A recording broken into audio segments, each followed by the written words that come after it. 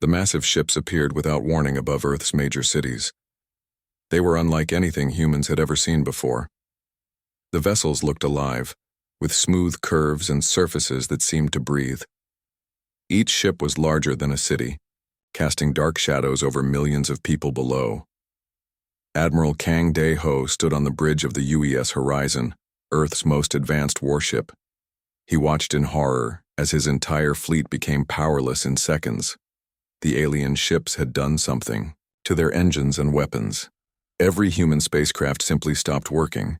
"Sir, all systems are down," reported his communications officer. "We can't even send messages to other ships." Kang Dae-ho had fought in 3 wars and commanded fleets across the solar system. He had never felt so helpless. The alien technology was beyond anything Earth possessed. It was like comparing a stone axe to a laser rifle. On the planet below, Dr. Park Ji-woo was working in her laboratory when every screen and device suddenly showed the same image.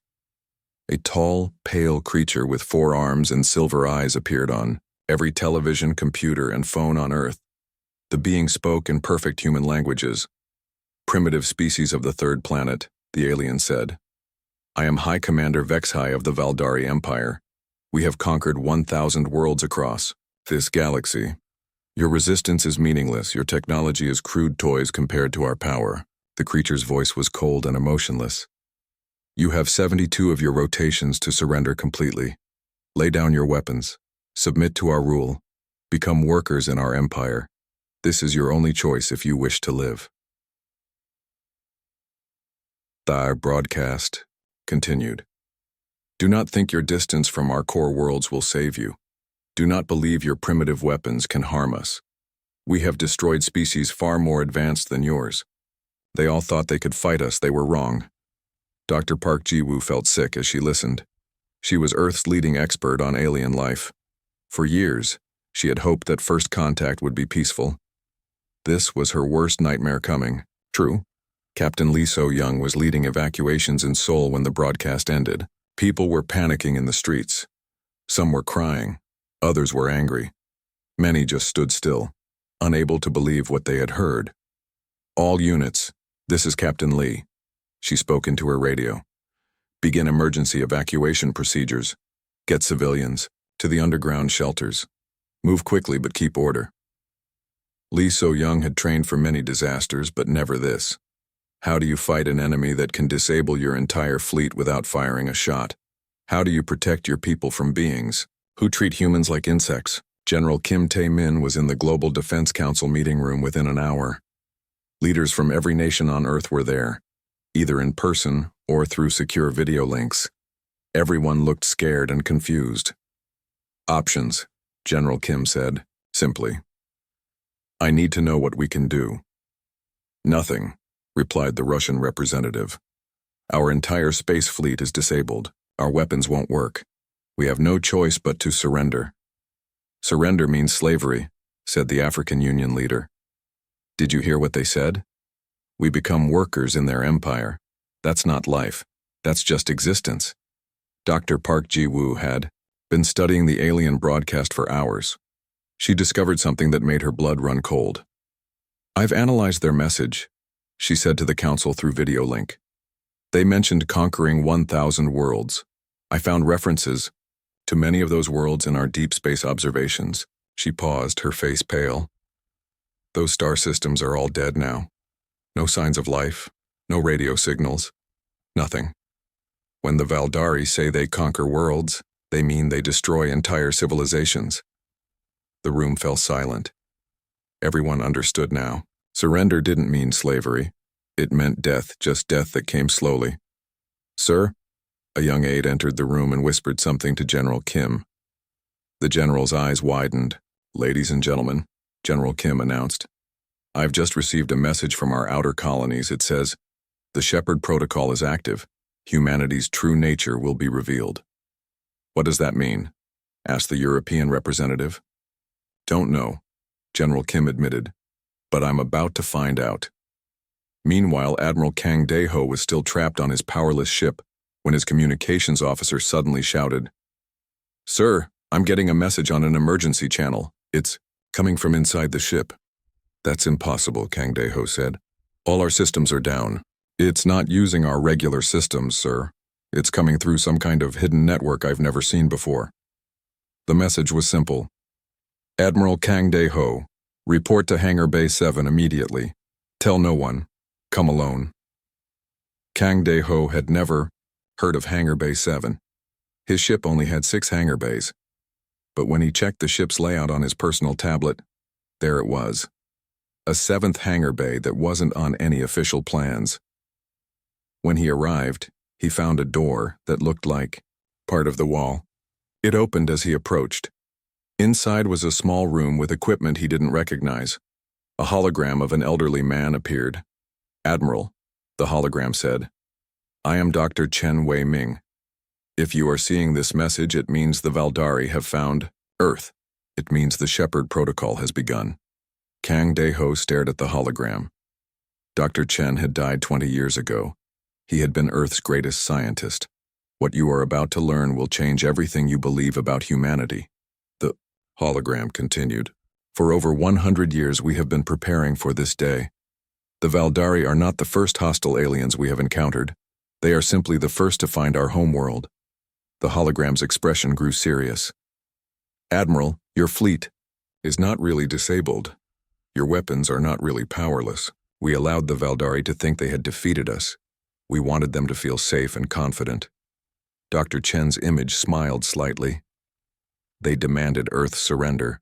They are about to learn that humanity doesn't surrender. We fight. And when we fight to win completely. The message ended with coordinates and a simple instruction. Activate the real fleet. As Admiral Kang Daeho left the hidden room, he felt something he hadn't felt since the aliens arrived. Hope. The Valdari thought they were dealing with a primitive species. They were about to discover their mistake. On Earth below, the 72-hour countdown had begun. But humanity wasn't preparing to surrender. They were preparing to show the galaxy why no species had ever successfully conquered Earth. The Valdari had made their demand. Soon, they would learn humanity's answer. Dr. Yoon Minho had been waiting for this day for 30 years. Deep beneath the Antarctic ice, his laboratory was hidden from every satellite and sensor on Earth.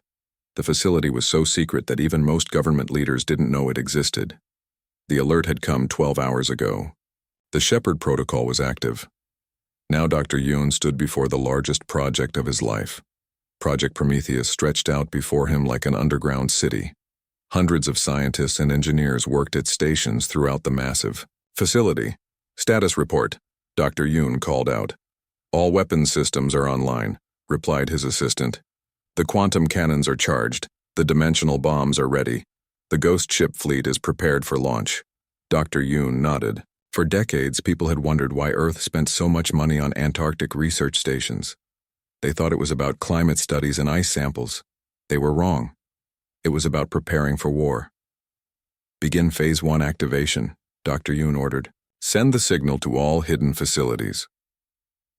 Around the solar system, installations that had been disguised as research stations and mining platforms suddenly came alive.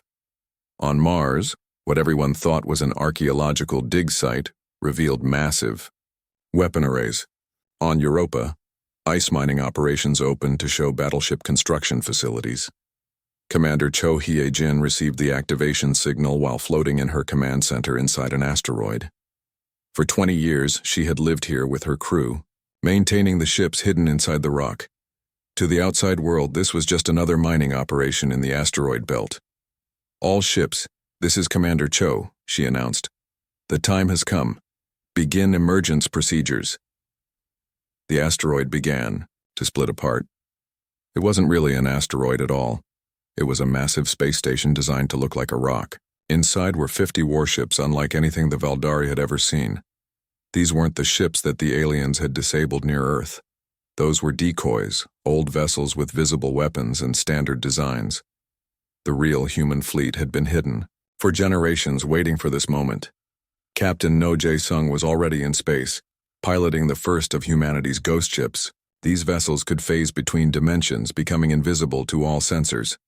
The technology came from artifacts found in alien ruins on Mars 50 years ago. Ghost Fleet Alpha, this is Captain No, he said into his communicator. Begin stealth. Approach to Valkyrie positions. Remember, they cannot see us, but they can see our weapons fire. Make every shot count. The ghost ships moved through space like shadows. The Valkyrie bioships had sensors that could detect anything in normal space, but they couldn't see things that existed partially in other dimensions. On Earth's moon, engineer Bei Sunwoo was activating the Luna Array. For decades, everyone believed it was a deep space communication network. Radio telescopes and transmission equipment covered the moon's far side, hidden from Earth's view.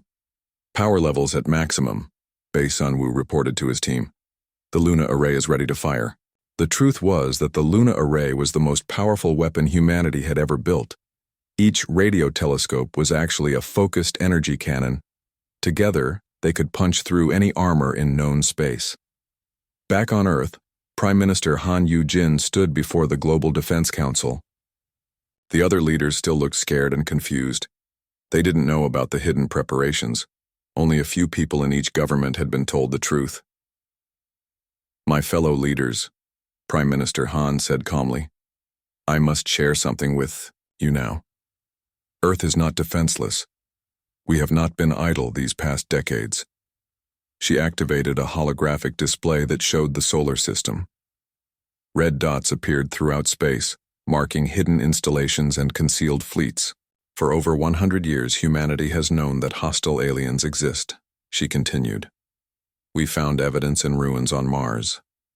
We discovered abandoned weapons and technology. We learned that a great war was fought in this galaxy long ago. The display showed ancient battlefields and dead worlds that human deep space probes had found over the years. We also learned that Earth is strategically important. Our solar system sits at the junction of several major space lanes. Any empire that controls this region can control trade and movement across this part of the galaxy. Prime Minister Han's expression grew serious. We knew they would come eventually. We have been preparing. Dr. Park Ji-woo was working frantically in her laboratory, analyzing everything she could about the Valkyrie bioships. The aliens thought their organic technology was superior to human machines. They were about to learn that humans had been studying organic technology for decades. I found it, she announced to her team. The weakness in their bioships. All organic technology needs a nervous system to function. Cut the right nerves, and the entire ship becomes paralyzed. She had discovered this by examining alien artifacts found in the ruins on Mars. The ancient aliens who had fought the Valkyrie before had left detailed records of their enemies' weaknesses. Admiral Kang Dae-ho was now aboard a real human warship. The Horizon had been a decoy, designed to look impressive but hide humanity's true capabilities. His new ship, the Retribution, was built with technology that combined human engineering with alien artifacts. Admiral, his new weapons officer reported. All systems are fully operational. The Valkyrie jamming has no effect on our real technology. How many ships do we actually have? Admiral Kang asked. Including the Ghost Fleet, hidden platforms, and emergence vessels, we have over 3,000 combat-ready units, came the reply. The Valkyrie brought 200 ships to attack Earth. Admiral Kang smiled for the first time since the aliens arrived. They're outnumbered 15-1 and they don't even know it. Throughout the solar system, humanity's real military was coming online. Space stations that had posed as research facilities revealed massive weapons. Cargo ships opened up to show fighter squadrons.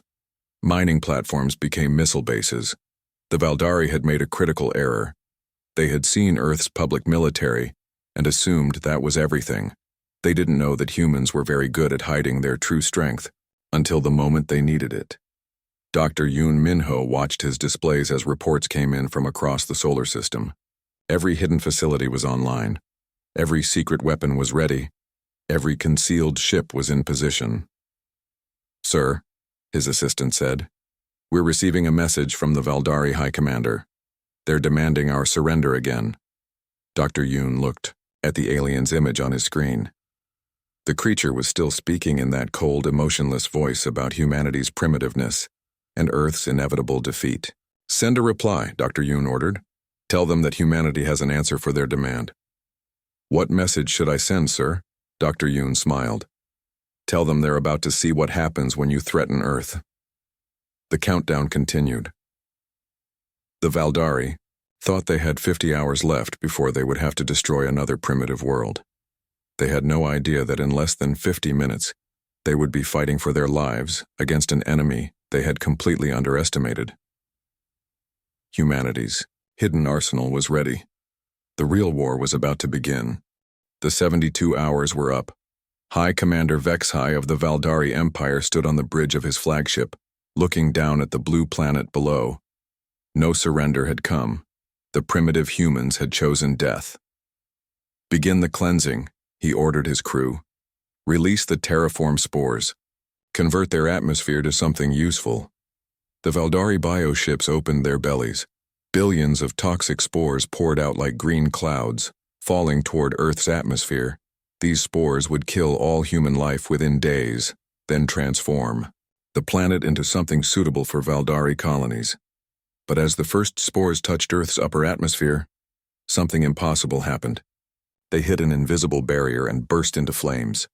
A planetary shield surrounded the entire world, burning away every spore before it could reach the surface. What is this? High Commander Vexahai demanded. Our sensors showed no such technology. Sir, his science officer reported, the energy readings are off our charts.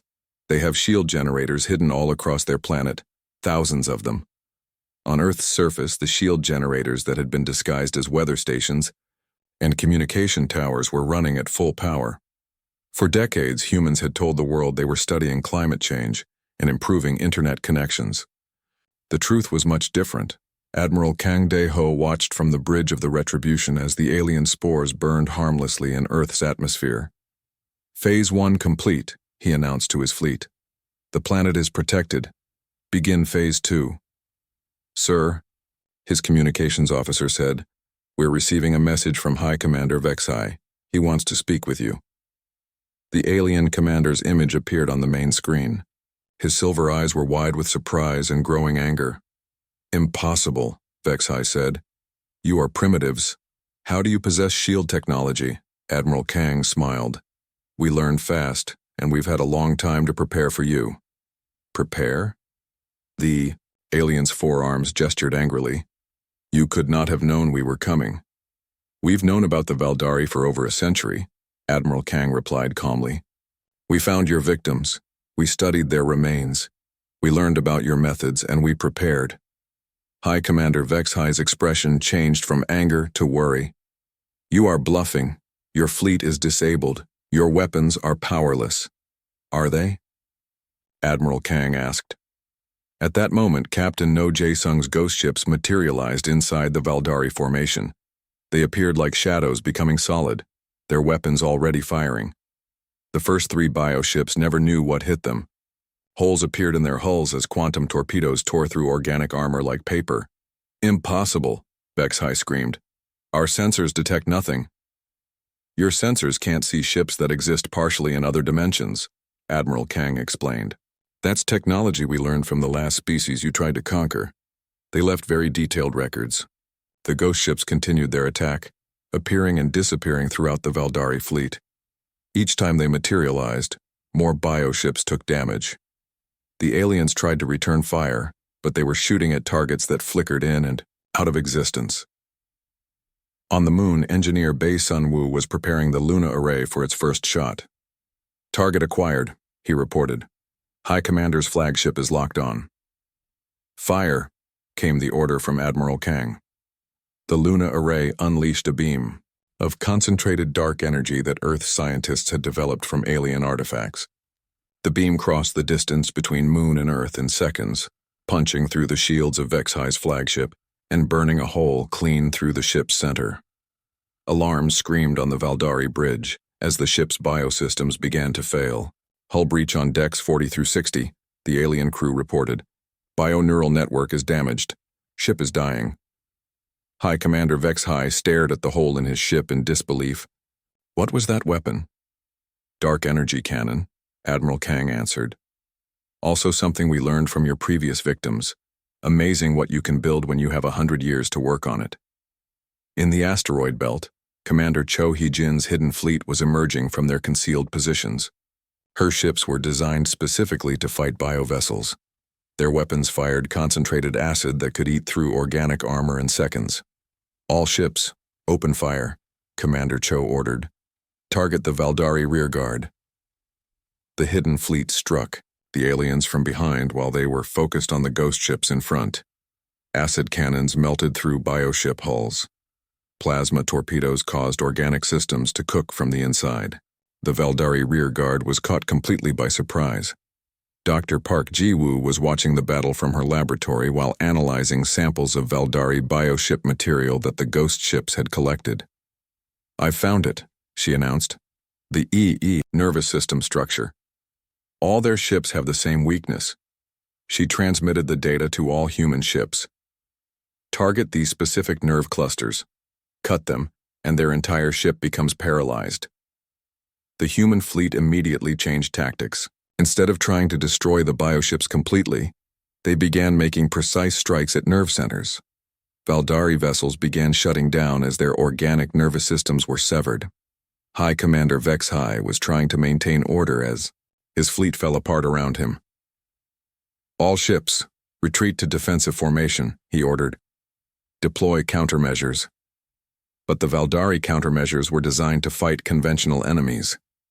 They had no defense against ghost ships that could appear anywhere.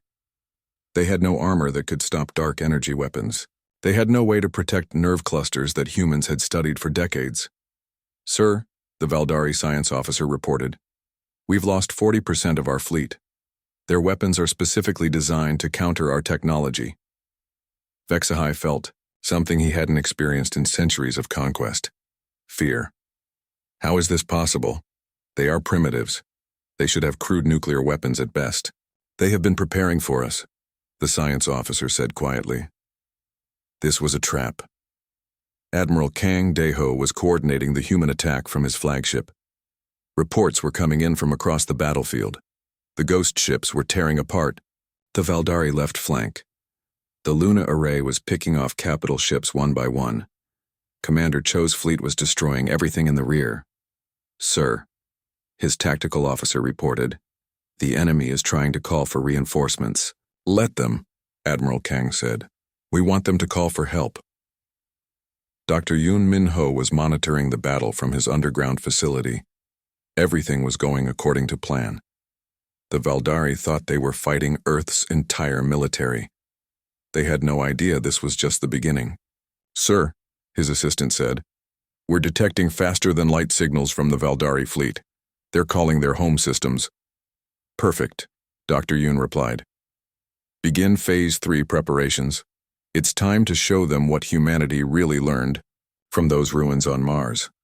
The battle was far from over, but the tone had changed completely. The Valdari had come to Earth expecting to crush primitive humans with overwhelming force.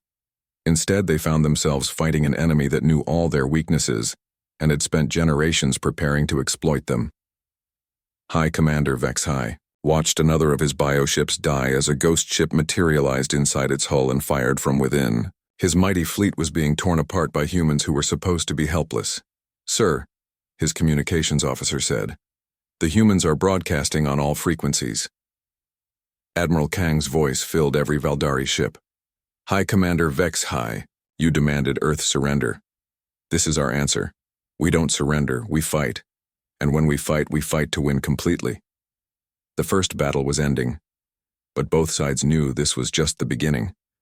The Valdari reinforcements would come soon, and when they arrived, they would discover that humanity had been preparing for them too. The Valdari reinforcements arrived expecting to find their conquest fleet celebrating victory over another primitive world. Instead, they found wreckage floating in space and desperate distress signals from the few surviving ships. Admiral Yeltar commanded the reinforcement fleet of 500 bioships. He stared at the debris field where his advance force should have been victorious. "What happened here?" he demanded. High Commander Vex High's damaged flagship limped toward the new arrivals. "The humans," he said through gritted teeth. "They were prepared. They have weapons that counter our technology perfectly." "Impossible," Admiral Yeltar replied. "They are primitives. Our intelligence reports showed crude spacecraft and simple weapons. Your intelligence was wrong, Vexhai said bitterly. They have been planning this for generations. Admiral Yeltar studied the tactical reports. The humans had used only about 300 ships to destroy most of the initial invasion fleet. But Earth had billions of inhabitants. Where was the rest of their military? He was about to find out. Major Lim Dong-hyun sat in a control center deep inside Europa, one of Jupiter's moons. Around him, thousands of technicians monitored displays showing tiny dots moving through space. Each dot was an autonomous hunter-killer drone, no larger than a small fighter craft. Swarm protocol activated, Major Lim announced. Release all drones. Across the solar system, installations that had been disguised as research stations began opening like flowers. From Europa, Titan, Ceres, and 100 other locations, millions of small drones poured into space. The Valdari had built their military around the idea of large, powerful bioships that could overwhelm enemies through superior size and firepower. They had never faced an enemy that used swarm tactics. Each human drone was individually weak. A single bioship could destroy dozens of them, but there weren't dozens. There were millions. Admiral Yeltar's sensors began picking up the new contacts. At first it was just a few hundred small objects, then thousands, then tens of thousands. Sir, his science officer reported, we're detecting massive numbers of small craft approaching from all directions. Current count is over 2 million, and rising. 2 million? Yeltar stared at the display. That's impossible. No species can build that many ships. They're not ships, sir. They appear to be automated weapons platforms. Each one has artificial intelligence systems that allow independent operation. The first wave of drones reached the Valdari fleet. They were fast and agile, darting between the massive bioships like angry insects. Their weapons were small but precise, targeting the nerve clusters that Dr. Park Ji-woo had identified. The Valdari opened fire with their biocannons, destroying drones by the hundreds. But for every drone they killed, 10 more took its place. The humans had built their swarm doctrine on acceptable losses. They could afford to lose 90% of their drones and still overwhelm the enemy. Captain Lee So-young was leading a different kind of attack. Her evacuation transports had been moving civilians to safety, but they were also carrying something else. Elite Earth Rangers, equipped with powered armor. Remember, she told her teams as their transport approached. A Valdari bioship, these ships are alive. Find the brain centers and capture them. We need prisoners and intelligence. The transport looked like a helpless civilian vessel sending out distress signals. When the bioship opened its docking bay to capture what they thought were refugees, Captain Lee's Rangers poured out instead. The powered armor they wore was based on technology found in the alien ruins on Mars. It gave them strength equal to the Valdari warriors and weapons that could cut through organic armor. The Rangers moved through the bioship's corridors like shadows, mapping the organic layout and searching for control centers. They had studied Valdari ship designs for years. They knew exactly where to go. This is Ranger Team Alpha, Captain Lee reported as her team reached the ship's brain center. Target secured. Beginning intelligence extraction. Dr. Yoon Min-ho was monitoring the battle from his Antarctic facility while preparing humanity's next surprise. The Valdari thought they were fighting all of Earth's military. They had no idea about the real secret. Sir, his assistant reported, the swarm protocol is working perfectly. Enemy fleet effectiveness has dropped by 60% due to drone harassment. Excellent, Dr. Yoon replied. Begin Phase 4 preparations. It's time to reveal our true advantage. The secret wasn't just advanced weapons or hidden fleets. The real secret was that humanity had mastered faster-than-light travel in ways the Valdari had never imagined. Captain No Jae-sung received new orders while his ghost ships continued their attacks. All ghost ships, prepare for deep strike operations. We're taking the war to their home systems. Sir, his navigator asked, how do we know where their home systems are? Captain No smiled. We've known for 50 years. Remember those ruins on Mars? The aliens who built them mapped the entire Valdari Empire before they died. The ghost ships began disappearing from the battlefield around Earth. But they weren't retreating. They were using dimensional phase technology to travel instantly across the galaxy. Admiral Yeltar was trying to maintain order as his fleet was swarmed by millions of tiny attackers. His bioships were designed to fight other large vessels, not clouds of small drones that could dart between their defenses. "Sir," his communications officer reported, "we're losing contact with ships throughout the fleet. The small craft are somehow jamming our bio-neural networks." The human drones weren't just attacking. Each one carried electronic warfare equipment designed specifically to disrupt organic nervous systems. They were giving the bioships the equivalent of massive headaches that made coordination impossible. Commander Cho Hyejin's fleet had moved into position around the Valdari rear guard. Her ships carried weapons that the aliens had never seen before, planet crackers originally designed for asteroid mining. "All ships target enemy supply vessels," she ordered. "Cut off their ability to repair and rearm." The planet crackers fired massive drilling beams that could break apart asteroids. When focused on bioships, they caused catastrophic structural damage that the organic hulls couldn't heal from. Dr. Park Ji-woo was analyzing data from the captured Valdari vessels when she made a shocking discovery. "Admiral Kang," she called through the communication system, "I need to speak with you immediately." "What is it, Doctor?" "The Valdari," she said, her voice shaking. "They're not what we thought. I've been examining their biology from the samples our rangers collected." She transmitted her findings to Admiral Kang's ship. "Look at this. The crew members we captured aren't actually Valdari. They're hosts. There are parasitic organisms controlling their nervous systems." Admiral Kang studied the medical scans. "You're saying the Valdari Empire is run by parasites?" "Exactly. The species we've been fighting are victims just like we would have been.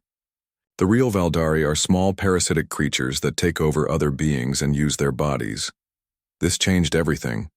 The humans weren't just fighting for Earth survival. They were fighting to free an entire galaxy from parasitic control." Major, Lim Dong-hyun received new targeting instructions for his drone swarms. "All drones, adjust mission parameters. We're not trying to kill the enemy crews anymore, we're trying to free them." The drones began using different weapons, ones designed to stun rather than kill. Their goal became removing the parasites without harming the host beings. Admiral Yeltar felt something strange happening in his own mind. The human electronic warfare was disrupting not just his ship's systems, but the parasites that controlled his thoughts. For the first time in decades, he remembered who he had been before the Valdari took control. The battle was becoming something unprecedented in galactic history. Instead of one species trying to conquer another, it was becoming a liberation war. Humanity wasn't just defending Earth. They were freeing the slaves of the Valdari Empire. Captain No Jae-sung's ghost ships were already attacking Valdari installations thousands of light years away.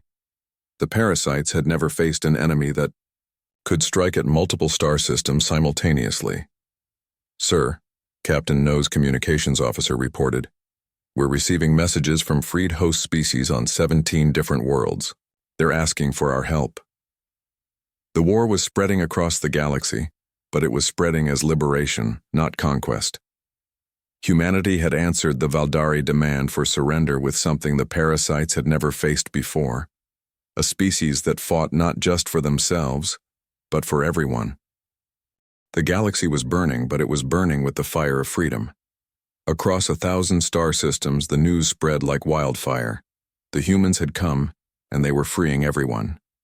General Kim Tae-min stood in the war room beneath Seoul, coordinating the largest military operation in human history. Operation Nemesis was no longer just about defending Earth. It had become a crusade to liberate every world under Valdari control. "Status report," General Kim demanded. "Sir," Colonel Seo Min-jun replied, "our ghost ships have struck Valdari installations in 47 systems. The dimensional phase technology is working perfectly. We can hit any target in the galaxy within hours." The Valdari had built their empire assuming that distance was protection.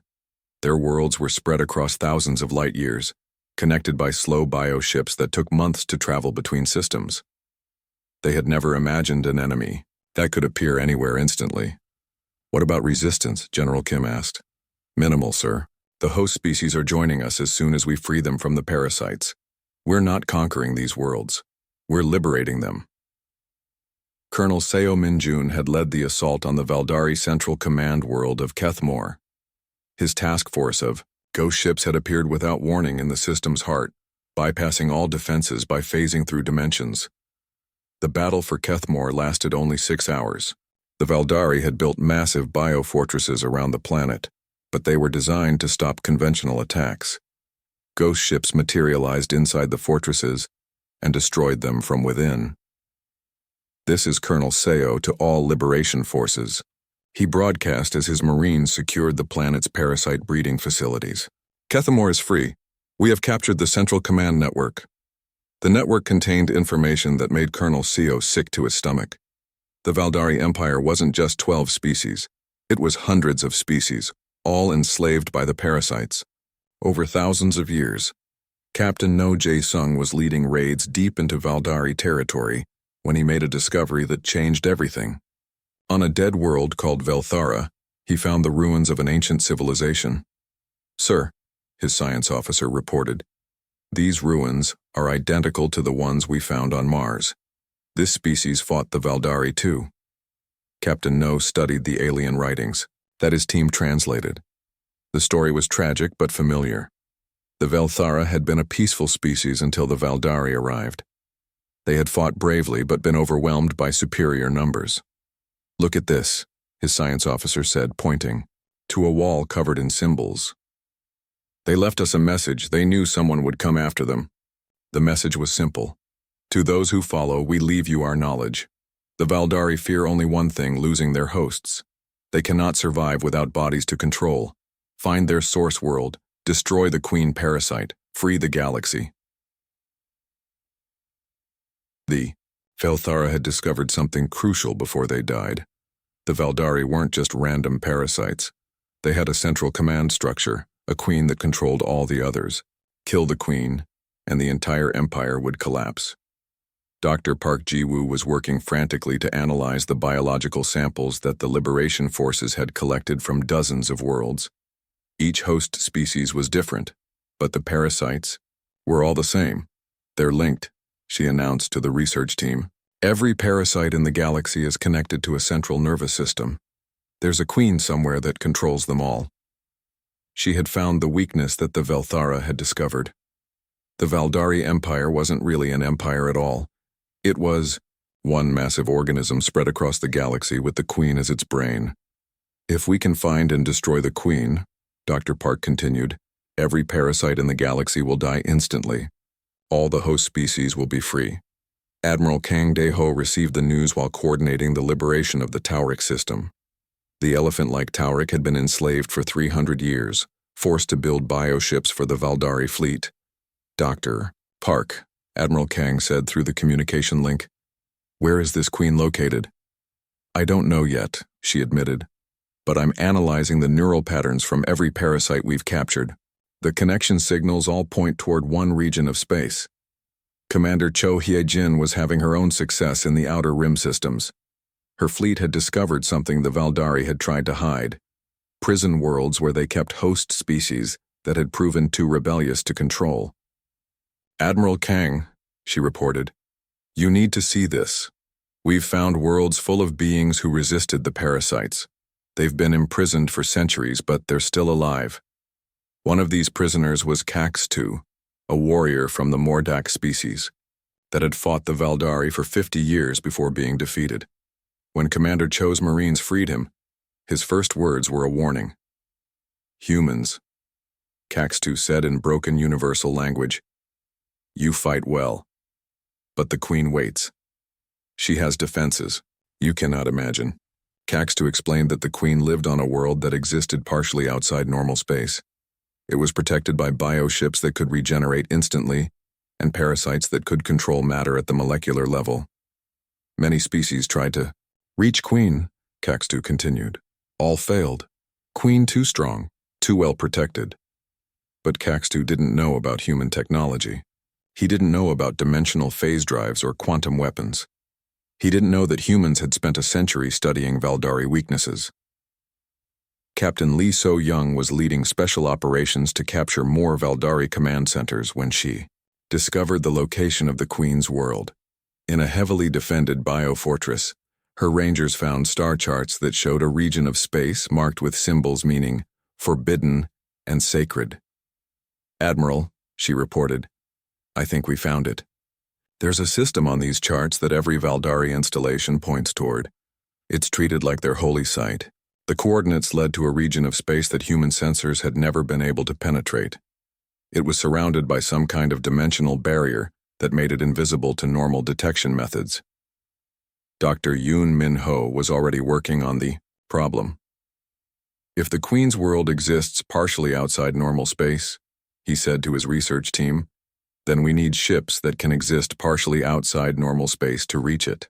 "You mean the ghost ships?" his assistant asked. "No," Dr. Yoon replied with a smile. "I mean all of our ships. It's time to upgrade the entire human fleet with dimensional phase technology." Major Lim Dong-hyun received orders to modify his drone, swarms for the final assault. "We're going to need millions of drones that can phase between dimensions," he told his technicians. "The Queen's defenses won't work against enemies they can't touch." The liberated species were volunteering to help with the final assault. The Taurik offered their engineering skills. The Mordak provided warriors eager for revenge. The Zilnathi contributed their knowledge of bioship weaknesses. General Kim Tai-min was coordinating the largest military alliance in galactic history. Hundreds of species that had been enslaved for generations were now working together to destroy their oppressor. "Sir," Colonel Seo reported, "the Liberation Fleet is ready. We have ghost ships from 50 systems, freed bioships that we've converted to our cause, and volunteer forces from 200 different species." The Valdari had created their empire by dividing and conquering individual species. They had never faced a united galaxy fighting back. "Begin the final phase," General Kim ordered. "Find the Queen's world. End this war." Captain No Jae-sung led the scouting mission into the forbidden region of space. His ghost ship phased through the dimensional barrier that had hidden the Queen's world for millennia. What he found on the other side made him gasp. The Queen's world wasn't just a planet. It was a massive bioconstruct the size of a star, pulsing, with organic energy and covered in defenses that defied physics. "Admiral Kang," he reported, "I've found the target. But sir, this isn't going to be easy. The Queen has built herself a fortress that could destroy entire fleets." Admiral Kang studied the reconnaissance data. The Queen's world was protected by bioships that could regenerate from any damage and weapons that could manipulate space-time itself. "It doesn't matter," Admiral Kang said quietly. "We've come too far to stop now. The galaxy is counting on us." The final battle was approaching. Humanity and their liberated allies were about to face the source of all the galaxy's suffering. The Queen had ruled for thousands of years, controlling billions of beings across countless worlds. But she had never faced humans before. She was about to learn why Earth had never been conquered.